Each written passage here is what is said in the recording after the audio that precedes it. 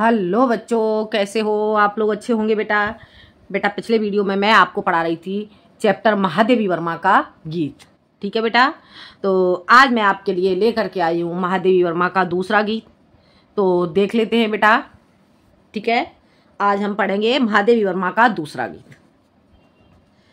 पंथ होने दो अपरिचित, प्राण रहने दो अकेला। पंथ होने दो अपरिचित, प्राण रहने दो अकेला। घेर ले छाया अमावन, आज कज्जल अश्रुओं में। घेर ले छाया अमावन, आज कज्जल अश्रुओं में। रिमझिमाले यह घिरावन घन, रिमझिमाले यह घिरावन। और होंगे नयन सूखे, तिल बुझे और पलक रूखे। और होंगे नयन सूखे, तिल बुझे और पलक रूखे। आर्द्र चितवन में यहाँ शत विद्युतों के दीप खेला। आर्द्र चितवन में यहाँ शत विद्युतों में दीप खेला। पंथ होने दो अपरिचित, प्राण रहने दो अकेला। देखो क्या कहती हैं यहाँ पे महादेवी वर्मा, देख लेते हैं बेटा। इसका संदर्भ आपका वही रहेगा। ठीक है, संदर्भ मैं आपको पहले ही इसका बता चुकी हूँ। ठीक है बेटा, ये जो महादेवी वर्मा के दीप शिखा से लिया गया है। ठीक है, दीप शिखा रचना है। दीप शिखा रचना से ये गीत महादेवी वर्मा का लिया गया है। और देख लेते हैं बेटा, हम इसका प्रसंग क्या लिखेंगे। इसके प्रसंग में लिखेंगे बेटा हम, प्रस्तुत पद्यांश में साधना के अपरिचित मार्ग की कठिनाइयों का वर्णन किया गया है। प्रस्तुत पद्यांश में साधना के अपरिचित मार्ग की कठिनाइयों का वर्णन किया गया है। ठीक है बेटा, ये हो जाएगा इसका प्रसंग। अब बेटा हम इसका अर्थ देख लेते हैं, क्या कहती हैं यहाँ पे महादेवी वर्मा। देखते हैं, पंथ होने दो अपरिचित, प्राण रहने दो अकेला। पंथ, पंथ कहते हैं बेटा मार्ग के लिए। मार्ग चाहे अपरिचित हो, अपरिचित मार्ग होने दो। ठीक है, पंथ कहेंगे बेटा यहाँ पर मार्ग के लिए। पंथ होने दो अपरिचित, चाहे मार्ग अपरिचित हो, प्राण रहने दो अकेला। और जो चाहे प्राण है अर्थात साधना पथ पर चलने के लिए प्राण चाहे अकेला हो, अकेला रहने दो। अर्थात मनुष्य चाहे अकेला ही क्यों न रह जाए, परंतु क्या है, हमें अपने साधना पथ पर आगे बढ़ते रहना चाहिए। ठीक है बेटा, यहाँ पर क्या कहना चाहती हैं महादेवी वर्मा।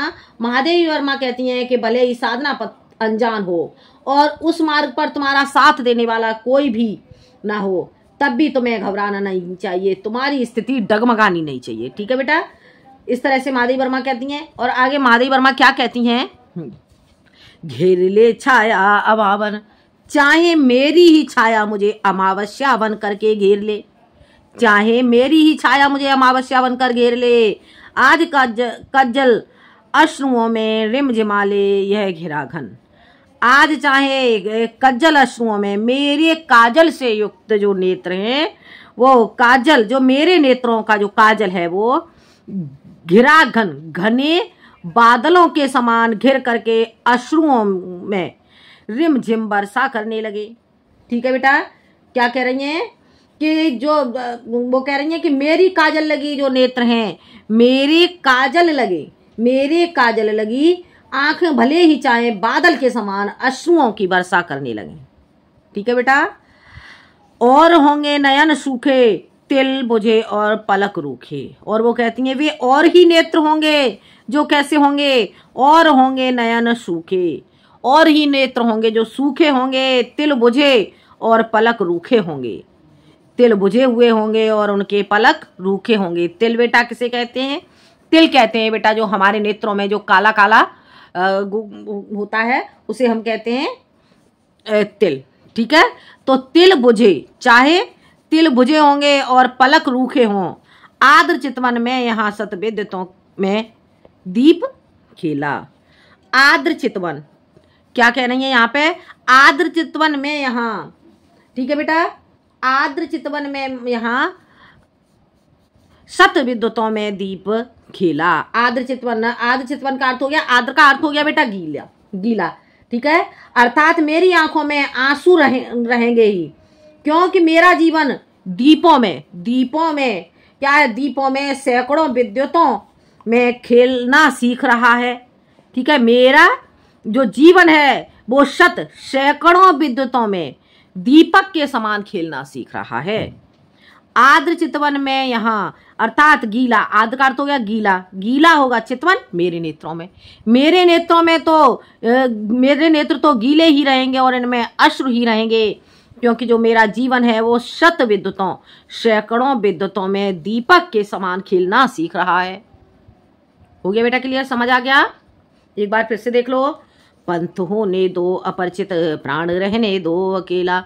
महादेवी वर्मा कहती हैं कि पंथ होने दो अपरिचित। वो कहती हैं कि भले ही साधना मार्ग, साधना का जो पथ है, साधना का जो मार्ग है वो अपरिचित होने दो, और उस मार्ग पर तुम्हारा साथ देने वाला कोई भी ना हो, तब भी तुम्हें उस मार्ग पर घबराना नहीं चाहिए। आगे बढ़ता रहना, अपने लक्ष्य को प्राप्त करने के लिए आगे बढ़ते चलना है। ठीक है बेटा, तुम्हारी स्थिति डगमगानी नहीं चाहिए। महादेवी वर्मा क्या कहती हैं? मेरी छाया, वो कहती हैं कि घेर ले छाया अमावन, चाहे मेरी छाया मुझे अमावस्या बनकर ही क्यों ना घेर ले। आज कज्जल अश्रुओं में रिमझिमाले यह घिरा घन। वो कहती हैं कि चाहे आज मेरे काजल से युक्त नेत्रों में एक घने बादलों के समान अश्रुधारा, अश्रुधारा अर्थात बादलों के समान मेरे नेत्र क्यों ही ना बरसने लगे, अर्थात मेरे नेत्रों से अश्रुधारा बादलों के समान क्यों ना बरसने लगे। और होंगे नयन सूखे हुए, और ही नेत्र होंगे जिनके नयन सूखे होंगे, तिल बुझे और पलक रूखे, और उनके तिल बुझे हुए होंगे और पलक रूखे होंगे।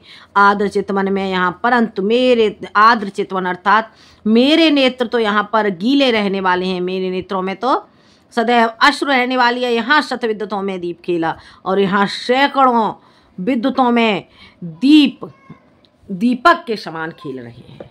आ गया बेटा समझ में? इतना बेटा समझ में आ गया होगा।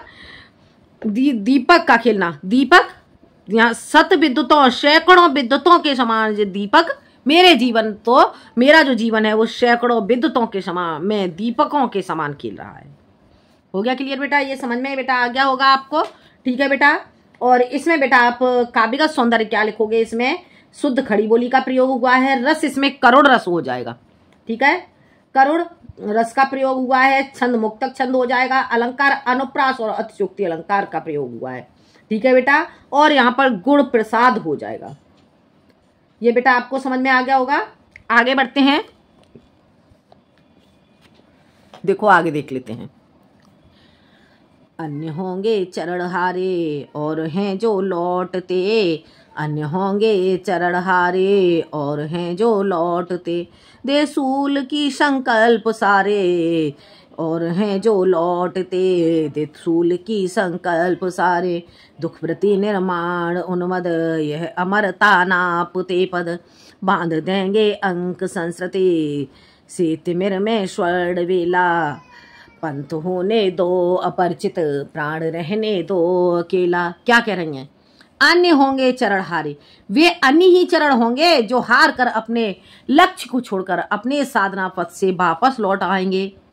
और हैं जो लौटते, वो क्या करेंगे? वे अन्य ही चरण होंगे जो अपने साधना पथ से वापस लौट आएंगे।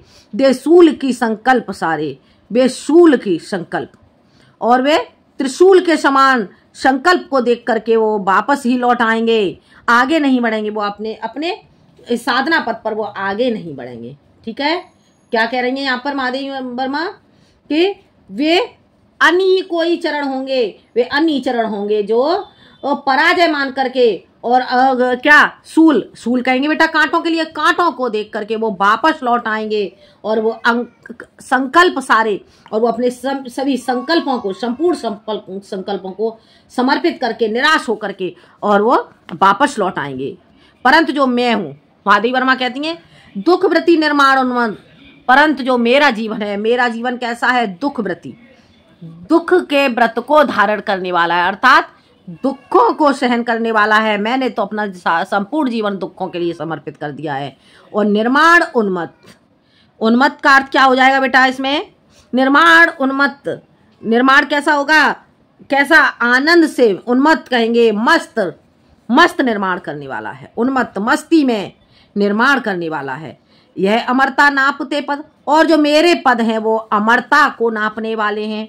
बांध देंगे अंक संतरते, से तिमिर में स्वर्ण वेला, और जो मेरे पद हैं वो क्या करेंगे? अंक संतति, अंक संतृति बेटा किसे कहेंगे? अंक संतृति का अर्थ हो जाएगा बेटा, अंक कहेंगे गोद, संतृति संसार की। ठीक है, संसार की गोद में तिमिर अंधकार को, संसार की गोद में अंधकार को स्वर्ण की बेला के रूप में अर्थात प्रातःकालीन वेला के रूप में बांध देंगे। मेरे पैर तो इतने साहसी हैं। आगे बेटा समझ में एक बार फिर देख लो। अन्य होंगे चरण हारे, और हैं जो लौटते, वे अन्य ही चरण होंगे जो हार मान करके अपने मार्ग को छोड़ करके अपनी साधना पथ से वापस लौट आएंगे। दे शूल की संकल्प सारे, और वो क्या करेंगे? शूल अर्थात कांटों के समान, कांटों को देख करके अपने सभी संकल्प को समर्पित कर देंगे और वो वापस लौट आएंगे। दुख वृत्ति निर्माण उन्मत्त, परंतु जो मेरा जीवन है वो कैसा है? दुख वृत्ति है, दुख के व्रत को धारण करने वाला है। ठीक है, अर्थात मेरा जीवन तो दुखों से परिपूर्ण है। निर्माण उन्मत्त, और उन्मत्त मस्त होकर के, मदमस्त होकर के मुझे अपने साधना पथ पर आगे बढ़ना है। यह अमरता नापते पद, और जो मेरे पद हैं वो कैसे हैं? अमरता को नापने वाले हैं। मेरे पद पीछे वापस लौटने वाले नहीं है, मेरे पद तो अमरता को नापने वाले हैं। बांध देंगे अंक संतृति से तिमिर में स्वर्ण वेला, और जो मेरे पद कैसे हैं? अंक कहेंगे बेटा गोद के लिए, संसार संतृति संसार, संसार की गोद में तिमिर अर्थात अंधकार, अंधकार में भी संसार की गोद में, और अंधकार में भी वह स्वर्ण बेला अर्थात प्रातःकालीन बेला को बांध देंगे। हो गया क्लियर? संसार की गोद में से अंधकार में भी प्रातःकालीन बेला को बांध देंगे। ठीक है बेटा, समझ आ गया? इसमें बेटा आपका जो प्रसंग बेटा, इसका मैंने आपको नहीं बताया, इसका प्रसंग हो जाएगा बेटा प्रस्तुत पद्यांश में दृढ़ संकल्प के साथ निरंतर आगे बढ़ते रहने के बारे में बताया गया है। प्रस्तुत पद्यांश में महादेवी वर्मा के द्वारा दृढ़ संकल्प के द्वारा निरंतर आगे बढ़ते रहने के बारे में बताया गया है। बाकी का बेटा इसमें जो काव्यगत सौंदर्य है, काव्यगत सौंदर्य वही रहेगा, और इसमें रस आपका बेटा शांत रस हो जाएगा। ठीक है बेटा, शांत रस हो जाएगा। आगे बढ़ते हैं बेटा, अगला देख लेते हैं। दूसरी होगी कहानी शून्य में जिसके मिटे स्वर, दूसरी होगी कहानी शून्य में जिसके मिटे स्वर, धूल में खोंगी निशानी आज पर जिस पर प्रलय विस्मित, मैं लगाती चल रही नित मोतियों की हाट, चिनगारियों का एक मेला, पंथ रहने दो अपरिचित प्राण रहने दो अकेला। क्या कहती हैं देखो महादेवी वर्मा, यहाँ पे देख लेते हैं। इसमें बेटा आप काव्यगत सौंदर्य क्या लिखोगे? इसमें बेटा आप प्रसंग इसका क्या हो जाएगा? प्रस्तुत पद्यांश में साधना पथ के साधक के उत्साह को जागृत करते हुए कहा गया है। प्रस्तुत पद्यांश में प्रस्तुत पद्यांश के द्वारा साधक के उत्साह को जागृत करते हुए कहा गया है। ठीक है, क्या कहती हैं यहाँ पे महादेवी वर्मा, देख लेते हैं। दूसरी होंगी कहानी, वे कहानियां दूसरी ही होंगी। जो कैसी होंगी? वे दूसरी ही कहानियां होंगी। महादेवी वर्मा जी कहती हैं कि दूसरी ही कहानियां होंगी जिसमें अपने लक्ष्य की प्राप्ति के बिना ही प्रिय अर्थात प्रिय और शांत स्वर हो जाते हैं। ठीक है बेटा, दूसरी होंगी कहानी शून्य में जिसके मिटे स्वर, शून्य में अर्थात शून्य में उसके स्वर समाप्त हो जाते हैं। ठीक है, वे दूसरी कहानियां होंगी जिसके स्वर शून्य होकर के समाप्त हो जाते हैं, धूल में खोई निशानी, और उनकी जो निशानियां हैं वो धूल में मिल जाती हैं। आज जिस पर प्रलय विस्मित, आज जिस पर प्रलय रूपी आज जिस पर क्या कह रही हैं यहाँ पे महादेवी वर्मा कहती हैं कि आज जिस पर, विस्मित का अर्थ हो जाएगा बेटा आश्चर्यचकित होना। ठीक है, तो वो कहती हैं कि आज जिस पर प्रलय अर्थात सृष्टि के विनाश के लिए वो कहती हैं, यहाँ पे कहती हैं महादेवी वर्मा कि आज जिस पर प्रलय विस्मित, आज जो सृष्टि रूपी प्रलय आश्चर्य के साथ, ठीक है, आश्चर्यचकित होकर के चाहे प्रलय ही हो जाए, प्रलय ही आ जाए, जिस पर मैं लगाती चल रही नित मोतियों की हाट ओ, परंतु मैं नित्य ही मोतियों की हाट, मोतियों का बाजार लगाते हुए चल रही हूँ। ठीक है। मैं अपने प्रेम के लिए मोतियों का बाजार लगाते हुए चल रही हूँ, चिनगारियों का एक मेला, और उसमें चिनगारियों रूपी एक मेला होगा। ठीक है, आ गया समझ में। वो कहती हैं कि मोतियों की चिनगारी अर्थात मैं जिसमें ईश्वर की प्राप्ति की ओर अग्रसर हो जाएंगे। ठीक है, इन मोतियों में जैसे आंसुओं की चमक मेरे जैसे अन्य साधकों में ईश्वर प्राप्ति की चिनगारियां। ठीक है बेटा, आगे समझ में। माधवी वर्मा कह रही हैं कि मैं लगाती चल रही नित मोतियों की हाट में, मोतियों का बाजार लगाते हुए चल रही हूँ, और इसमें ईश्वर प्राप्ति की एक मेला भी लगाती चल रही हूँ। आ गया समझ में? इतना बेटा समझ में आ गया होगा आपको। आगे देख लेते हैं बेटा। बेटा इसमें आपका जो काव्यगत सौंदर्य है, काव्यगत सौंदर्य बेटा आपका वही रहेगा, और इसमें आपका बेटा श्रृंगार रस हो जाता है। ठीक है, अलंकार इसमें आपका हो जाएगा रूपक अलंकार और मानवीकरण अलंकार। आगे बढ़ते हैं बेटा, आगे देख लेते हैं आगे क्या कहती है माधवी वर्मा।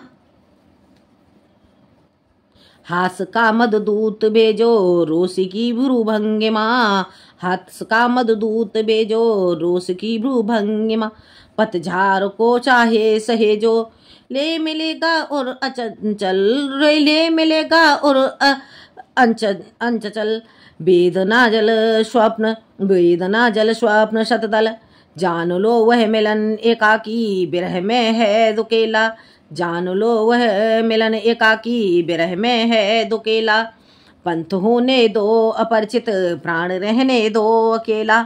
देखो क्या कह रही हैं, हास का मधुदूत भेजो। क्या कह रही हैं यहाँ पे महादेवी वर्मा कहती हैं कि यहाँ पर महादेवी वर्मा कहती हैं, हे प्रिय तुम मुझे अपनी ओर आकर्षित करने के लिए क्या करो, मुस्कान रूपी हास, हास कहेंगे मुस्कान के लिए। हे प्रिय तुम मुझे अपनी ओर आकर्षित करने के लिए क्या करो, चाहे तो आप हास का मद रूपी मधुदूत भेजो, हास का दूत भेजो। ठीक है, और रोस की भ्रूभंगिमा पतझार को चाहे सहेजो। चाहे आप क्या करो, चाहे आप रोस रूपी, रोस की भ्रूभंगिमा, भ्रूभंगिमा कहेंगे बेटा भौं की वक्रता, चाहे आप रोस की भ्रूभंगिमा के लिए पतझार को चाहे सहेजो। ठीक है, क्या कह रही हैं यहाँ पर, वो कह रही हैं या फिर क्रोधित होकर के मेरे जीवन में पतझड़ सी, या फिर क्रोधित होकर के मेरे जीवन में पतझड़ सी नीरसता का संचार कर दो। ठीक है, या फिर आप क्रोधित होकर के भ्रूभंगिमा, भ्रूभंगिमा कहेंगे बेटा भौं की वक्रता। ठीक है, भौं की टेढ़ेपन के साथ आप चाहे मेरे जीवन में रोष के साथ क्रोधित होकर के, रोष का अर्थ हो जाएगा क्रोधित, चाहे आप क्रोधित होकर के भौं की भ्रूभंगिमा, भौं की वक्रता के साथ, भौं के टेढ़ेपन के साथ चाहे मेरे लिए आप पतझड़ कर दो, ले मिलेगा और अचंचल। और कहती हैं ले मिलेगा, वो कहती हैं कि ले मिलेगा क्या, ले मिलेगा और कहेंगे बेटा हृदय के लिए। ठीक है, हृदय क्या क्या कह रही है यहाँ पे माधवी वर्मा, ले मिलेगा और अचल, अचल, अचल का अर्थ हो जाएगा बेटा स्थिर। ठीक है, तो जो मेरे हृदय है और का अर्थ हो जाएगा हृदय, मेरे हृदय में तुम्हारे लिए क्या होगा, कोमल भावनाएं, अचल स्थिर भावनाएं ही मिलेंगी। ले मिलेगा और का अर्थ हो जाएगा हृदय में, अचल का हो जाएगा स्थिर भावना ही रहेंगी। वेदना जल स्वप्न शतदल, वेदना जल। ठीक है, वेदना जल का अर्थ क्या हो जाएगा बेटा, यहाँ पर हो जाएगा बेटा वेदना के जल, वेदना रूपी जल, दुख रूपी जल के साथ स्वप्न शतदल, स्वप्न शतदल का अर्थ हो जाएगा स्वप्न रूपी कमल, स्वप्न रूपी कमल ही मिलेंगे। ठीक है, वेदना रूपी जल और स्वप्न रूपी कमल ही होगा। जान लो वह मिलन एकाकी विरह में है दुकेला, जान लो जो मिलन होगा वो एकाकी होगा। जब हम लोग मिलेंगे तो हमारा मिलन कैसा होगा, एकाकी होगा। विरह में है दुकेला, परंतु विरह में दुकेला ही होगा, अर्थात विरह में हम दो ही होंगे। दुकेला का अर्थ हो गया विरह में एक स्वयं और एक सामने वाले की याद साथ होती है। ठीक है, पंथ होने दो अपरिचित, प्राण रहने दो अकेला। और वो क्या कहती हैं, वो कहती हैं कि जो साधना पथ है पंथ को अपरिचित रहने दो, प्राण रहने दो अकेला, और चाहे साधना मार्ग में प्राण अकेला ही क्यों ना हो, परंतु अब मैं अपने साधना मार्ग पर आगे बढ़ती जाना है। हो गया क्लियर बेटा, समझ आ गया? तो ये था बेटा आपका महादेवी वर्मा का चैप्टर दूसरा गीत। ठीक है बेटा। और इसमें बेटा आप काव्यगत सौंदर्य क्या लिखोगे बेटा? इसके काव्यगत सौंदर्य बेटा आपका वही रहेगा, इसमें आपका श्रृंगार रस हो जाएगा, अलंकार इसमें रूपक और मानवीकरण अलंकार हो जाता है। तो आज के लिए इतना ही। अगले वीडियो में मैं आपको पढ़ाऊंगी महादेवी वर्मा का अगला गीत। ठीक है, धन्यवाद।